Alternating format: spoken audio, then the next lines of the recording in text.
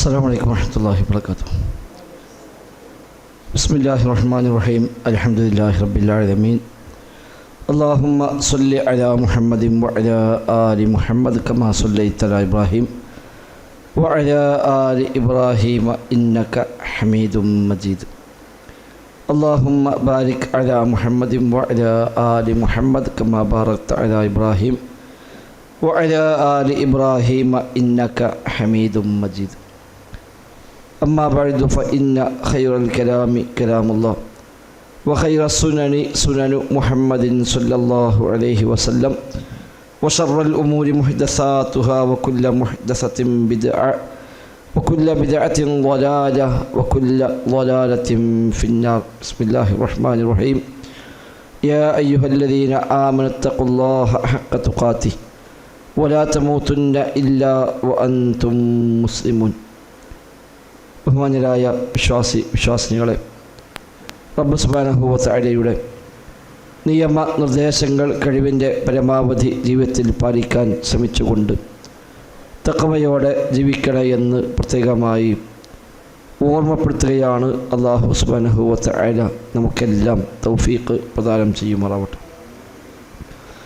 സൂറത്ത് ത്വാഹ 122 വരെയുള്ള ആയത്തുകളാണ് നമ്മളെടുത്തത്. أعوذ بالله من الشيطان الرجيم. بسم الله الرحمن الرحيم. قال اهبطا منها جميعا بعضكم لبعض عدو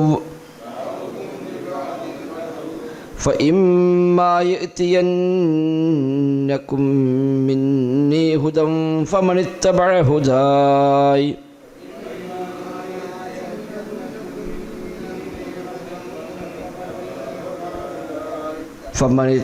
هداي فلا يضل ولا يشقى.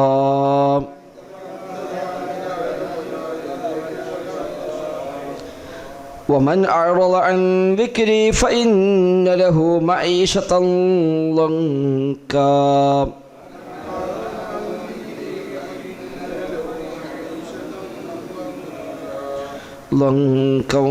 ونحشره يوم القيامة أعمى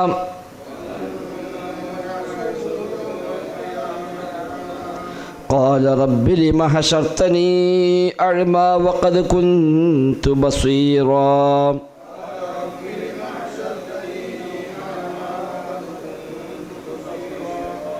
قال كذلك أتتك آياتنا فنسيتها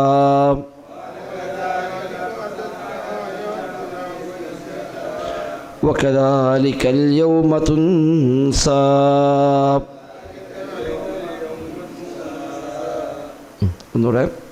بسم الله الرحمن الرحيم.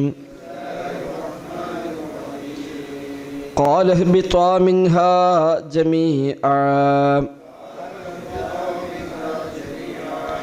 بعضكم لبعض عدو فإما يأتينكم مني هدى فمن اتبع هداي فلا يضل ولا يشقى.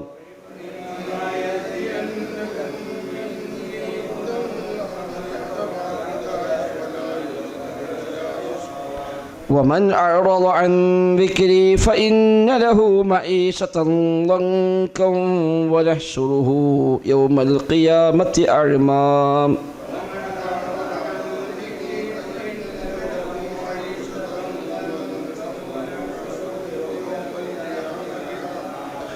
قال رب لم حشرتني أعمى وقد كنت بصيرا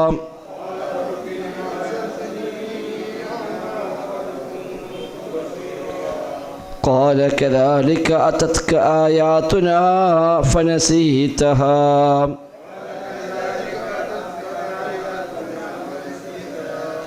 وكذلك اليوم تنسى.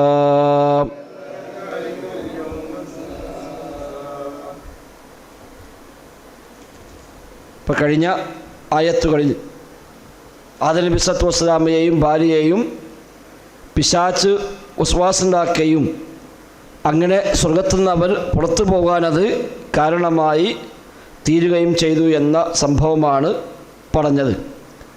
വിലക്കപ്പെട്ട ഖനി ഭക്ഷിക്കുവാനായി പിശാച് അവരെ പ്രേരിപ്പിച്ചു. അത് ഷജറത്തുൽ ഖുൽദാണ്, നിത്യവാസത്തിൻ്റെ വൃക്ഷമാണ് എന്ന് പറയുകയും അതേപോലെ ഒരിക്കലും നശിക്കാത്ത ആധിപത്യമാണ്, അധികാരമാണ് അതുവഴി ലഭിക്കുക എന്നൊക്കെ പറയുകയും അവസാനം അവരത് ഭക്ഷിക്കുകയും എന്നാൽ സംഭവിച്ചത് അവിടെ നഗ്നത വെളിവാവുകയും അങ്ങനെ അവസാനം റബ്ബിൻ്റെ കൽപ്പനയ്ക്ക് എതിർ പ്രവർത്തിക്കുക എന്നതുമാണ് അതിലൂടെ സംഭവിച്ചത്. അല്ലാഹു തആല അത് പുറത്തു കൊടുത്തു. ആദം നബി സല്ലല്ലാഹു അലൈഹി വസല്ലമയെ പ്രത്യേകമായി തിരഞ്ഞെടുത്തു, മാർഗദർശനം നൽകി എന്നൊക്കെ കഴിഞ്ഞ ഇത് പറഞ്ഞു. ഫമജ്തബാഹു റബ്ബുഹു ഫതാബ അലൈഹി വഹദാ എന്നതുവരെ നമ്മൾ പറഞ്ഞു. ഇനി അല്ലാഹു തആല ആദം നബി സല്ലല്ലാഹു അലൈഹി വസല്ലമക്ക് നൽകിയ പൊതുവായ ഒരു നിർദ്ദേശമാണ്. ഖാല ഇഹ്ബിത്വാ മിൻഹാ ജമീഅ.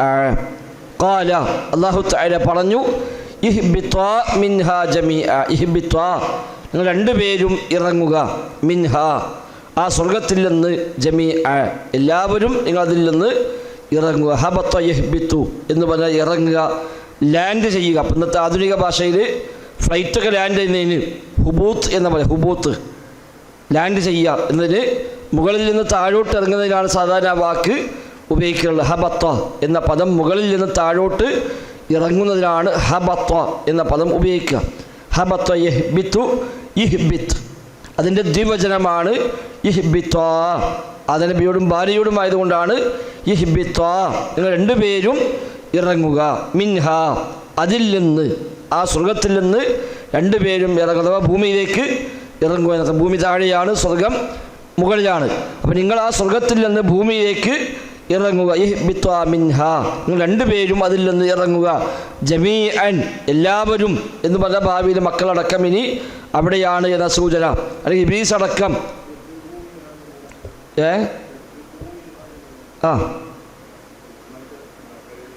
അതെ അത് പറഞ്ഞിട്ടുണ്ട്, സൂറത്തുൽ ബഖറയുണ്ട്, ഒന്നാകെ ഇറങ്ങാൻ തുടങ്ങി. അപ്പം മൊത്തത്തിൽ മനുഷ്യകുലത്തിൽ ഒന്നിച്ചും ഉള്ള നിർദ്ദേശമാണ്.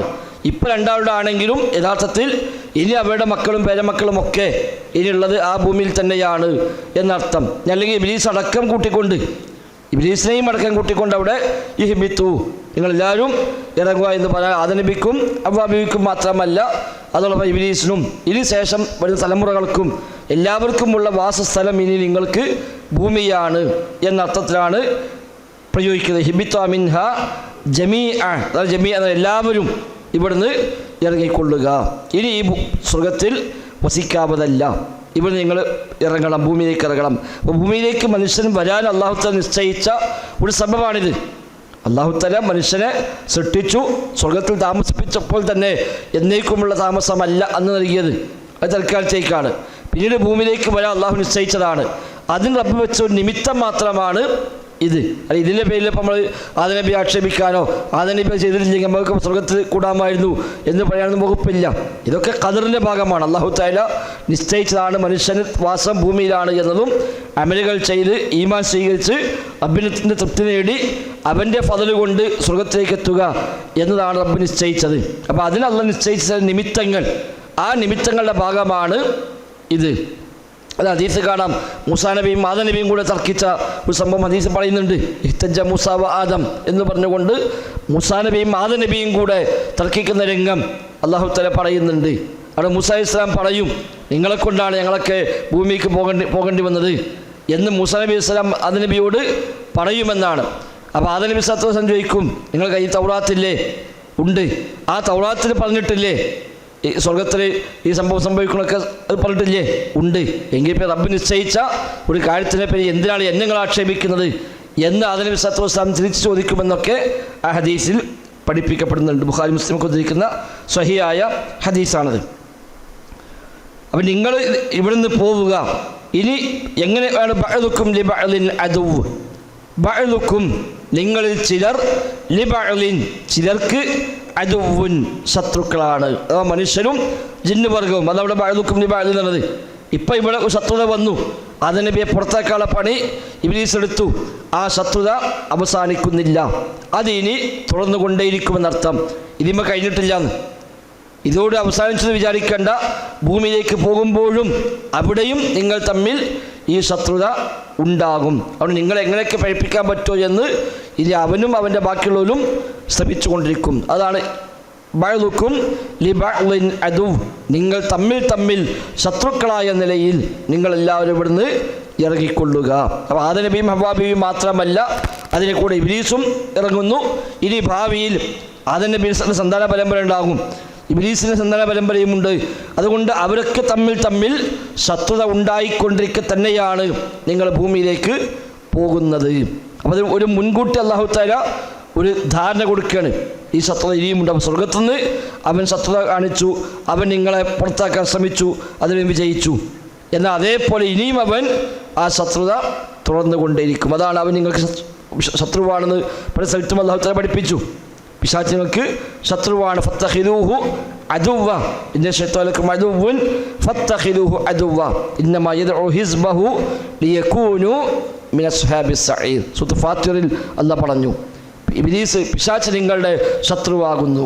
അതിനാൽ ഫത്തഖിദൂഹു അദുവ്വ, നിങ്ങൾ അവൻ ശത്രുവായി തന്നെ കാണണം. അവൻ ക്ഷണിക്കുന്നത് അവൻ്റെ ആളുകളെ മുഴുവൻ നരകാവകാശികളാക്കാനാണ് അവൻ ക്ഷണിച്ചു കൊണ്ടിരിക്കുന്നത് എന്ന് റബ്ബ് അവിടെ താക്കീത് ചെയ്യുന്നുണ്ട്. ഒരുപാട് സ്ഥലത്ത് അദുവ്വു മുബീൻ, വ്യക്തമായ ശത്രുവാകുന്നു അവൻ എന്ന് പറഞ്ഞിട്ടുണ്ട്. ആ അദാവത്ത്, ശത്രുത ഉണ്ടായിക്കൊണ്ടാണ് നിങ്ങൾ ഭൂമിയിലേക്ക് പോകുന്നത് എന്ന് ഒരു ധാരണ, ഒരു മുൻകൂട്ടി തന്നെ അല്ലാഹു തആല അത് അറിയിക്കുന്നു എന്ന് മാത്രം. ആ ശത്രുതയാണ് ഇപ്പോഴും ഉള്ളത്. മനുഷ്യനെ എങ്ങനെയൊക്കെ നന്മയിൽ മുടക്കാൻ പറ്റുമോ അതൊക്കെ പിശാച് ശ്രമിക്കും. സുഫിയാൻ സൗദി റഹിമഹുല്ലാഹ് പറഞ്ഞ പോലെ അല്ലാഹുവും റസൂലും എന്ത് കാര്യം പഠിപ്പിച്ചാലും ഇല്ലാ വലിശ്ശൈത്വാനി ഫീഹി നസ്ഗത്താനി, പിശാച് അതിൽ രണ്ടാൽ ഒരു നിലയ്ക്ക് ഇടപെടാതിരിക്കുകയില്ല. ഒന്നുകിൽ ഇമ്മാ ബി സിയാദ വ ഇമ്മാ ബി തഖ്സീർ, ഒന്നുകിൽ അതിൽ കൂട്ടിച്ചേർക്കുക വഴി, അല്ലെങ്കിൽ അതിൽ നിന്ന് എടുത്തൊഴിവാക്കുക വഴി. രണ്ടാൽ ഒരു നിലയ്ക്ക് പിശാച് അതിൽ ശ്രമിക്കുന്നതാണ്. ആ പറഞ്ഞോട്ട് നിൽക്കാൻ സമ്മതിക്കൂല. ഒന്നുകിൽ പറഞ്ഞതിനേക്കാൾ ഏറെ ചെയ്യാൻ കൽപ്പിക്കും. ഇബ്നു ഖയ്യിം റഹിമഹുല്ലാഹ് അദ്ദേഹത്തിൻ്റെ ഇഗാസത്തുൽ ലഹ്ഫാൻ എന്ന ഗ്രന്ഥമുണ്ട് ഈ വിഷയത്തിൽ മാത്രം. ഇഗാസത്തുൽ ലഹ്ഫാൻ ഫി മസാഇലി ശൈത്വാൻ എന്ന പേര്, പിശാചിൻ്റെ വലക്കടികളിൽ കിടന്ന് ഉയരുന്നവനെ സഹായിക്കുക എന്നാണ് ആ കിതാബിൻ്റെ പേര്. അപ്പോൾ അത് അദ്ദേഹം പറയുന്നുണ്ട്, ആളുകളെ മനസ്സ് രണ്ട് രൂപത്തിലാണ്. ചില ആളുകൾക്ക് നന്മകൾ സ്വീകരിക്കാനുള്ള മനസ്സാകും കൂടുതലുണ്ടാവുക, നന്മ ചെയ്യണം, നല്ല നന്മയ്ക്ക് വരണം എന്ന മനസ്സ്. ചിലർക്ക് ഇതൊക്കെ കഴിയില്ല, ഒക്കെ ഒരു മടുപ്പാണ് എന്ന മനസ്സുണ്ടാവുക. ഈ രണ്ട് മനസ്സിനെയും പിശാച് ഉപയോഗപ്പെടുത്തുന്നു. നന്മ ചെയ്യാനുള്ള മനസ്സാണെങ്കിൽ ആ വഴിയിൽ ശൈത്താൻ അവരെ പിടികൂടുന്നതാണ്. അതാണ് സുഫിയാൻ സൗരി പറഞ്ഞത് എന്ന് പറഞ്ഞുകൊണ്ട് ഇബ്നു ഖയ്യിം അത് ഉദ്ധരിച്ചുകൊണ്ട് വിശദീകരിക്കുന്നുണ്ട്. അഥവാ നന്മ ചെയ്യാനുള്ള താല്പര്യമാണെങ്കിൽ ഒരാവേശം കൂട്ടിക്കൊടുക്കും. ആ ആവേശം കൂടുമ്പോൾ അല്ലാഹു റസൂലും പഠിപ്പിച്ച നന്മകൾ മതിയാവുകയില്ല. അപ്പോൾ പിന്നെ അതിനപ്പുറത്തേക്ക് പോകും. അതൊന്നും അവന് തൃപ്തിയാവില്ല. ഇതൊന്നും നിസ്കരിച്ചാൽ തൃപ്തിയാവില്ല. അപ്പം ഇല്ലാത്ത നിസ്കാരം ഉണ്ടാക്കും, ഇല്ലാത്ത നോമ്പുണ്ടാക്കും, ഇല്ലാത്ത ദിക്റുണ്ടാക്കും. അങ്ങനെ പുതിയ ഇബാദത്ത് ഉണ്ടാക്കി അതിമിങ്ങനെ ആവേശം കൊടുത്ത് പിന്നെ ആ ആവേശം കിട്ടുമ്പോൾ മറ്റത് കുറയും, ഉള്ളത് കുറയും, ഇല്ലാത്തമ്മ കൂടും. അങ്ങനെ പിന്നെ പറ്റങ്ങോട്ട് ആ വഴിക്ക് അവന് പോകും. അല്ലെങ്കിൽ ബി തഖ്സീർ, കമ്മി വരുത്തുക. ഇതൊന്നും കഴിയാത്ത ആളുകളുണ്ടാവും, ഇതൊക്കെ അപ്പോൾ കഴിയോ, ഇതൊക്കെ മനുഷ്യൻ കൊണ്ട് പറ്റുമോ എന്ന് ഓനെങ്ങനെ പിന്നേക്ക് കൊണ്ടുപോയി അവസാനം മതം തന്നെ വേണ്ട എന്നിടത്തേക്ക് അവനെ എത്തിക്കും. ഇബ്നു ഖയ്യിം പറയുന്നത്, ആദ്യം ഒരു ഹദീസ് അല്ലെങ്കിൽ ഒരു ആയത്ത് അവൻ തള്ളും, പിന്നെ അങ്ങനെ അതിന് പിറകോട്ട് പോയി അവസാനം ഈ മതം തന്നെ ശരിയല്ല എന്നിടത്തേക്ക് അവനെ കൊണ്ടെത്തിക്കും. ആ പറഞ്ഞോടത്ത് നിൽക്കുക എന്നുള്ളത് വളരെ അല്ലാഹുവിൻ്റെ തൗഫീഖ് കിട്ടിയവർക്ക് മാത്രമാണ് സാധിക്കുക എന്നാണ്. അദ്ദേഹം പ്രയോഗം കാണാം. ഈ അൽ ജമാഅത്ത് എന്നല്ലോ, അൽ ജമാഅത്ത് രക്ഷപ്പെടുന്ന കക്ഷി അൽ ജമാഅത്താണ്. 72 സംഘമായും 73 മാറുമ്പോൾ 72 അതിൽ പഴച്ചവരും ഒന്ന് അൽ ജമാഅത്തുമാണ്. ഇബ്നു ഖയ്യിം പറഞ്ഞ പ്രയോഗം കാണാം, ജുംഹൂറുൽ ജമാഅത്തി ഫാറഖുൽ ജമാഅ എന്ന. ജുംഹൂറുൽ ജമാഅ, അൽ ജമാഅത്തിലെ ഭൂരിപക്ഷം, ഫാറഖുൽ ജമാഅ ഓടുന്ന അൽ ജമാഅത്ത് വിട്ടുപോയിരിക്കുന്നു. അൽ ജമാഅയിൽ തന്നെയുള്ള ഭൂരിപക്ഷം അൽ ജമാഅയിലില്ല, ഇവിടെ അതും ഒഴിവാക്കി പോയിരിക്കുന്നു എന്ന് അദ്ദേഹം നടത്തിയ പ്രയോഗം വരെ അവിടെ കാണാം. ഇതിന് അദ്ദേഹം ഒരുപാട് ഉദാഹരണം വെച്ചുകൊണ്ട് പറയുന്നുണ്ട്. ഈ സിയാദത്തും തഖ്സീറും സമൂഹത്തിൽ സംഭവിച്ചത്. എല്ലാ രംഗത്തും ഏത് രംഗത്തെടുത്താലും അവിടെയൊക്കെ ഒന്നുകിൽ സിയാദത്ത് അല്ലെങ്കിൽ തഖ്സീർ.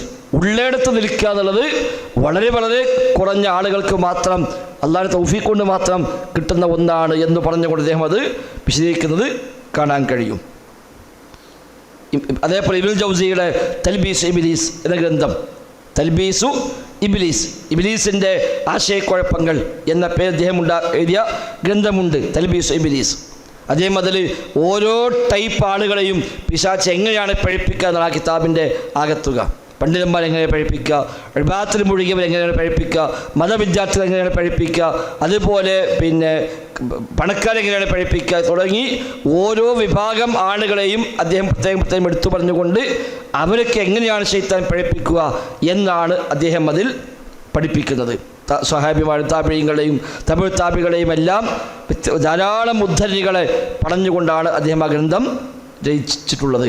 അപ്പോൾ ഇവിടെ അവന് ശത്രുത ഉണ്ടാകും, അത് അല്ലാഹ് പറഞ്ഞാണ് ബഅ്ലുക്കും ലിബഅ്ലിൻ അദുവ്വ്. അതുകൊണ്ട് എന്ത് ചെയ്യുമ്പോഴും ആ ശത്രുത അവൻ അവിടെ പ്രകടിപ്പിക്കാൻ ശ്രമിക്കും. മാത്രമല്ല ഇമാം ഖുർത്തുബിക്ക് പറയുന്നത് കാണാൻ പറ്റില്ല. അതേപോലെ ഇബ്നു ഖയ്യിമിൻ്റെ ഇഗാത്തുൽ ഇഹ്ഫാലിലുണ്ട്, ഒരു സംഘം ആളുകൾ ഹജ്ജിനോ ഉംറയ്ക്കോ മക്കയിലേക്ക് പോവുകയാണെങ്കിൽ അതേ എണ്ണം ആളുകൾ ടീമിനെ ശൈത്താൻ ഓലൊപ്പം പറഞ്ഞേക്കുന്നതാണ്. ഒരു ഗ്രൂപ്പിൽ 100 ആൾ പോവുകയാണെങ്കിൽ ഒരു 100 ആളെ ഗ്രൂപ്പ് ശൈത്താനും വിടും ഒപ്പം. പിന്നെ ഓരോരുത്തർക്കും ഓരോ വളണ്ടിയർ അതിന് വേണ്ടി പ്രത്യേകം ടീമാക്കി ഓലൊപ്പം പറഞ്ഞേക്കുമെന്ന് വരെ ഇബ്നു ഖയ്യിം റഹിമഹുല്ലാഹ് എടുത്തു പറയുന്നുണ്ട്. ബഅ്ലുക്കും ലിബഅ്ലിൻ അദുവ്, നിങ്ങൾ തമ്മിൽ ശത്രുക്കളാകുന്നു. ബഅ്ലുക്കും ലിബഅ്ലിൻ അദുവ്, നിങ്ങൾ തമ്മിൽ ശത്രുക്കളാകുന്നു. ആ നിലയ്ക്ക് നിങ്ങൾ പോവുക. എന്നാൽ ഫഇമ്മാ യഅ്തിയന്നകും മിന്നീ ഹുദാ, ഫഇമ്മാ യഅ്തിയന്നകും, നിങ്ങൾക്ക് വരുന്ന പക്ഷം, മിന്നീ എന്നിൽ നിന്ന്, ഹുദ സന്മാർഗം, മാർഗദർശനം എന്നിൽ നിങ്ങൾക്ക് വരും.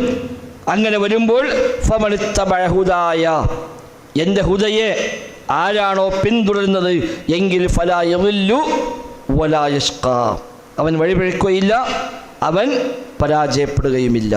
ഇനി അതാണ് വഴി. ഭൂമിക്ക് പോയിക്കൊള്ളുക, ശൈത്താനും കൂടെയുണ്ട്. ഈ ശത്രുത ഇവിടുന്ന് ആരംഭിച്ചു, അതിനി എന്നുമെന്നും കൂടെയുണ്ടാകും. അതുകൊണ്ട് നിങ്ങൾ പോവുക, നിങ്ങൾക്ക് എൻ്റെ ഭാഗത്ത് നിന്ന് ഹുദ വരും, മാർഗദർശനം വരും. ഏതാ സ്വീകരിക്കേണ്ടത്, എന്താ ചെയ്യേണ്ടത് എന്ന കൃത്യമായ നിർദ്ദേശം നൽകിക്കൊണ്ടിരിക്കും. ആ ഹുദയെ ആരാണോ പിൻപറ്റുന്നത് അവൻ വഴിപിഴക്കുകയില്ല. അത് റബ്ബ് പാലിച്ചു. അല്ലാഹ് ഓരോ കാലത്തും പ്രവാചകന്മാരെ നിയോഗിച്ചു. ആ ഹുദ കൃത്യമായി അല്ലാഹ് പറഞ്ഞു കൊടുത്തു, വഹീ നൽകി. ഇവിടെ പ്രവാചകന്മാരെ പറഞ്ഞയച്ചു, അവർക്ക് മുഅ്ജിസത്ത് നൽകി, വേദഗ്രന്ഥങ്ങൾ നൽകി. എന്നും അത് ഉപദേശിക്കാനും പറയാനും പറ്റാവുന്ന സംവിധാനങ്ങൾ അല്ലാഹു തആല നിലനിർത്തി. അതൊക്കെ ഹുദയാണ്. ആ ഹുദയെ ആര് പിൻപറ്റുന്നുവോ, ഫമനിത്തബഅ ഹുദായ, എൻ്റെ ഹുദ, ഞാൻ നൽകുന്ന ഹുദ, ഞാൻ നൽകുന്ന മാർഗദർശനം, അതിനെ ആര് പിൻപറ്റുന്നുവോ എങ്കിൽ ഫലാ യളില്ലു, അവൻ വഴിപിഴക്കുകയില്ല. വല്ല യളില്ലു, വഴിപിഴക്കുകയില്ല. വലാ യഷ്ഖാ, ശഖിയ യഷ്ഖാ, പരാജയപ്പെടുക, ദൗർഭാഗ്യവാനാവുക. ഫലാ യഷ്ഖാ, അവൻ പരാജയപ്പെടുകയുമില്ല, ദൗർഭാഗ്യവാനായി മാറുകയുമില്ല. രക്ഷപ്പെടാനുള്ള ഏക വഴി ഇത്തിബാഉൽ ഹുദ, അള്ളാഹു ഇറക്കിയ ഹുദ ഏതാണോ ആ ഹുദയെ പിന്തുടരുക. ഈ ഉമ്മത്തിലാകുമ്പോൾ അത് ഖുർആനും ഹദീസുമാണ്. ഈ ഉമ്മത്തിന് അല്ലാഹു കൊടുത്ത ഹുദ വിശുദ്ധ ഖുർആനും പ്രവാചക വചനങ്ങളും, അൽ വഹ്യാനി അശ്ശരീഫാനി, മഹത്വമേറിയ 2 വഹ്യുകൾ, അതാണ് ഈ ഉമ്മത്തിനുള്ള ഹുദ. അതിലാണ് ഹുദ കിട്ടുക. അതുകൊണ്ട് അതിനെ പിൻപറ്റുക, ഇത്തിബാഅ്, അതിനെ പിൻപറ്റുക. ഖുർആനും ഹദീസിലും എന്താണോ പഠിപ്പിച്ചത് അത് സ്വീകരിക്കുക, അതില്ലേ അത് ഒഴിവാക്കുക. അതാണ് രക്ഷക്കുള്ള മാർഗം. എന്നാൽ തിരിച്ചാണെങ്കിലോ, വമൻ അഅറള അൻ ദിക്രി, വമൻ അഅറള, ആരെങ്കിലും പിന്തിരിയുന്നുവെങ്കിൽ, അവഗണിക്കുന്നുവെങ്കിൽ, അഅറള, അവഗണിച്ചു, പിന്മാറി, പിന്തിരിഞ്ഞു, അഅറള.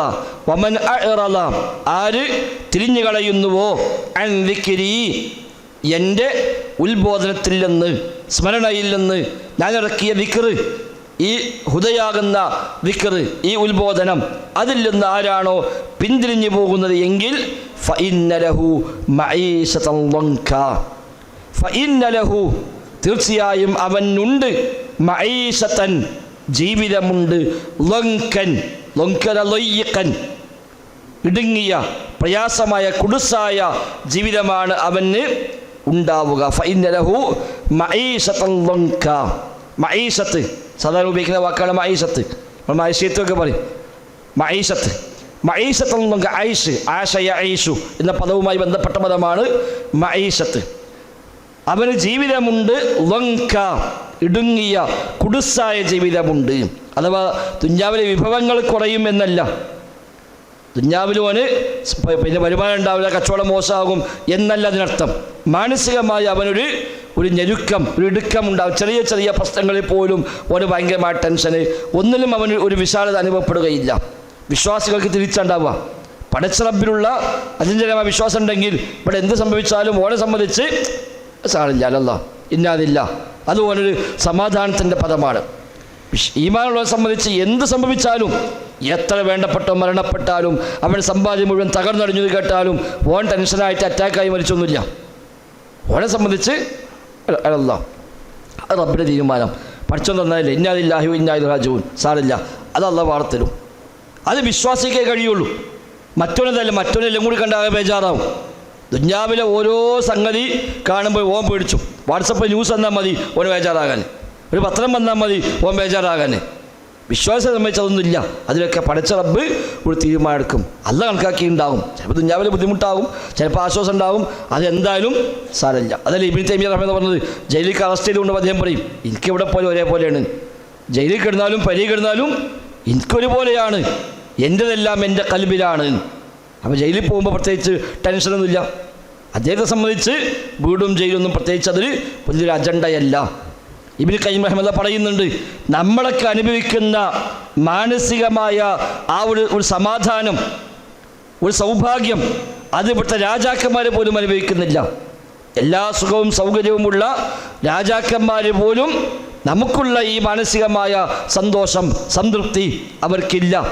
ഈ സംതൃപ്തി എങ്ങാനും അവരും അവരെ മക്കളുമൊക്കെ അറിയുകയാണെങ്കിൽ ലജാലദൂനാ ബിസ്സൈഫ്, വാളെടുത്ത് നമ്മളുമായി ഏറ്റുമുട്ടാൻ അവർ വരുമായിരുന്നു. അല്ലെ, ഒഴുക്കി സമ്പത്തും സൗകര്യവും സൗകര്യവും എല്ലാം ഉണ്ടായിട്ടും ഓരെ സംബന്ധിച്ച് യാതൊരു സംതൃപ്തിയുമില്ല. നമുക്കതൊന്നും ഉണ്ടെങ്കിലും ഇല്ലെങ്കിലും പരലോകവുമായി ബന്ധപ്പെടുത്തുമ്പോൾ പടച്ച റബ്ബിനെ കുറിച്ചുള്ള ചിന്ത കൊണ്ട് തീർച്ചയായും വല്ലാത്തൊരു മാനസികമായ സംതൃപ്തി അനുഭവിക്കാനും കഴിയുന്നുണ്ട്. അപ്പം നമ്മളൊക്കെ ഇത്ര സൗഭാഗ്യത്തിലാണ് എന്ന് രാജാക്കന്മാർ അറിയുകയാണ് എങ്കിൽ അവർ നമ്മളുമായി ഏറ്റുമുട്ടാൻ അവർ വരുമായിരുന്നു എന്ന് ഇബ്നു ഖയ്യിം റഹിമഹുല്ലാഹ് പറയുന്നുണ്ട്. അള്ളാഹിനെ കുറിച്ച് മനസ്സിലാക്കി കഴിഞ്ഞാൽ, പടച്ച റബ്ബുമായി ഖൽബ് ബന്ധിപ്പിച്ച് കഴിഞ്ഞാൽ പിന്നെ ഓനിവിടെ ഒന്നുമില്ല. ഓന് ശിർക്ക് ചെയ്യാൻ കഴിയില്ല, ഓന് തിന്മ ചെയ്യാൻ കഴിയില്ല, ഓന് ഇവിടുത്തെ പ്രശ്നങ്ങളൊന്നും ഓന് ബാധിക്കുകയില്ല.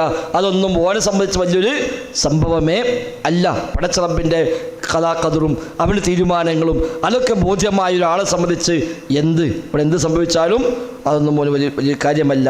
അതാണ് അല്ലാത്തവന് ഫഇന്നലഹു മഈശതൻ ലൻക, കുടുസായ ജീവിതമുണ്ടാകും എന്ന് എല്ലാത്തിനും ഓന് ടെൻഷനായിരിക്കും. ചെറിയ നഷ്ടം വരുമ്പോഴേക്ക് ഓനാകെ ടെൻഷനായി, പിന്നെ ഉറക്കില്ല, ഒരു ഭക്ഷണം കഴിക്കാൻ വയ്യ, ഓനാകെ തിരിഞ്ഞും മണ്ണും കിടന്ന് ഇടങ്ങാറായി, എല്ലാവരും ദേഷ്യം, ഓന് വല്ലാത്തൊരവസ്ഥയ്ക്ക് ഉണ്ടാവാം.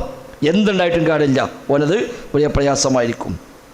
വനഹ്ശുറുഹു യൗമൽ ഖിയാമത്തി അഅ്മ, ഇത് ദുനിയാവിലാണെങ്കിൽ പരലോകത്ത് അതിലും വലുതാണ്. വനഹ്ശുറുഹു, നാം അവനെ ഒരുമിച്ച് കൂട്ടും, യൗമൽ ഖിയാമ, അന്ത്യനാളിൽ അഅ്മ, അന്ധനായിക്കൊണ്ടാണ് അവൻ അവിടെ വരിക. ഹശറ യഹ്ശുറു, മഹ്ശർ, ഒരുമിച്ച് കൂട്ടുക, ഹശറ സംഗമിക്കുക, ഒരുമിച്ച് കൂട്ടുക എന്നൊക്കെ ഹശറ എന്ന വാക്കർത്ഥം. വനഹ്ശുറുഹു, നാം അവനെ ഒരുമിച്ച് കൂട്ടും, യൗമൽ ഖിയാമത്തി, അന്ത്യനാളിൽ അഅ്മ, അന്ധനായിക്കൊണ്ട്. ദുനിയാവിൽ തന്നെ അവന് മാനസികമായ സംതൃപ്തിയുമില്ല.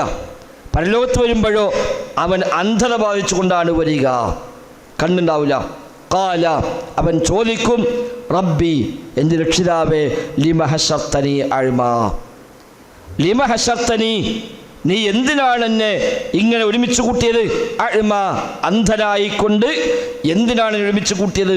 വഖദ് കുന്തു ബസീറ, വഖദ് കുന്തു, ഞാനായിരുന്നുവല്ലോ, ബസീറ, കാഴ്ചയുള്ളവനായിരുന്നുവല്ലോ, ദുനിയാവിൽ ഞാൻ അന്ധനല്ല, കണ്ണുണ്ടായിരുന്നു. പിന്നെ എന്തേ റബ്ബേ എനിക്ക് ഇവിടെ മഹ്ശറിൽ കണ്ണ് കാണാത്ത അവസ്ഥ ഉണ്ടായത്? എന്തേ ഞാൻ അന്ധനായിക്കൊണ്ട് ഇവിടെ നീ എന്നെ കൊണ്ടുവന്നത് എന്നവൻ ചോദിക്കുമ്പോൾ ഖാല, അല്ലാഹു തആല പറയുന്നു, കദാലിക്, അങ്ങനെ തന്നെയാണ് കാര്യം. അങ്ങനത്തെ ശരിയാണ്, നീ പറഞ്ഞ ശരി, ദുനിയാവെന്ന് കണ്ണുണ്ടായിരുന്നു, കാര്യം അങ്ങനെ തന്നെയാണ്. പക്ഷേ ദുനിയാവെന്ന് ആ കണ്ണ് നീ ഉപയോഗിച്ചിട്ടില്ല, കാണേണ്ടത് നീ കണ്ടിട്ടില്ല. അത്തത്ക ആയാതുന, അത്തത്ക നിനക്ക് വന്നു, ആയാതുന നമ്മുടെ ആയത്തുകൾ, നമ്മുടെ ദൃഷ്ടാന്തങ്ങൾ, വചനങ്ങൾ നിനക്ക് വന്നു. ഫനസീതഹ, പക്ഷെ നീ അത് മറന്നു കളഞ്ഞു. നസിയ, മറക്ക, നമ്മൾ പഠിച്ച വാക്കാണ്. നിനക്ക് നമ്മുടെ ആയത്തുകൾ വന്നു. ഫനസീത, നസിയ നസിയ നസിയു എന്നത് നസീത, നീ മറന്നു. ഹ, അതിനെ, ഫനസീതഹ, അപ്പോൾ നീ അതിനെ മറന്നു കളഞ്ഞു. വകദാലിക, അതേ പ്രകാരം, അൽയൗം, ഇന്ന്, തുൻസ, നീയും മറക്കപ്പെടും, നിന്റെ കാര്യവും മറക്കുകയാണ്. ദുനിയാവെന്ന് നീ എന്നെ മറന്നല്ലോ, അവിടെ ഇന്ന് നിന്നെ ഞാനും മറന്നു കളയുന്നു. എൻ്റെ ആയത്തുകൾ വന്നപ്പോൾ അത് കാണാൻ കണ്ണുണ്ടായില്ല, അതിനെനിക്ക് ശ്രദ്ധയുണ്ടായില്ല, അത് നീ ഓർത്തില്ല, നീ അതൊക്കെ മറന്നു കളഞ്ഞു. അവിടെ അത് കാണുക, അത് കേൾക്കുക എന്നത് പ്രധാനമാണ്. അതിന് ഒരാൾ കാത് കൊടുത്തില്ല എങ്കിൽ, അതിനൊരാൾ പിന്നെ കണ്ണ് തുറന്ന് കണ്ടില്ല എങ്കിൽ ദുനിയാവിനും നഷ്ടമുണ്ട്, പരലോകത്ത് അതിലും വലിയ നഷ്ടമുണ്ട്. അള്ളാഹു നമുക്കെല്ലാം സ്വർഗം നൽകി അനുഗ്രഹിക്കുമാറാവട്ടെ.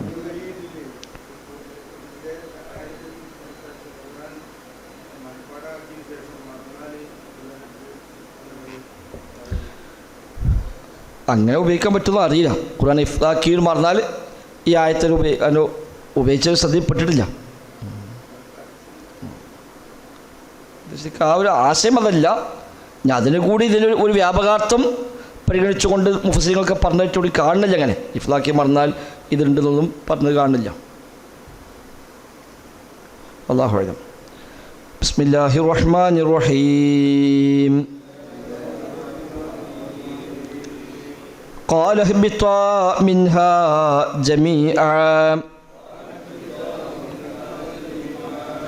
بعضكم لبعض عدو فإما يأتينكم مني هدى فمن اتبع هداي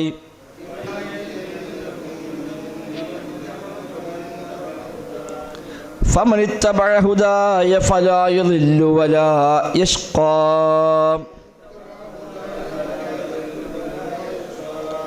ومن أعرض عن ذكري فإن له معيشة ضنكا ونحشره يوم القيامة أعمى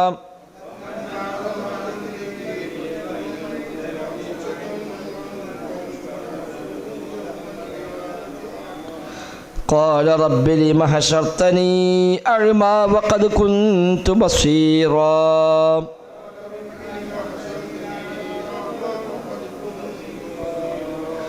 قال كذلك أتتك آياتنا فنسيتها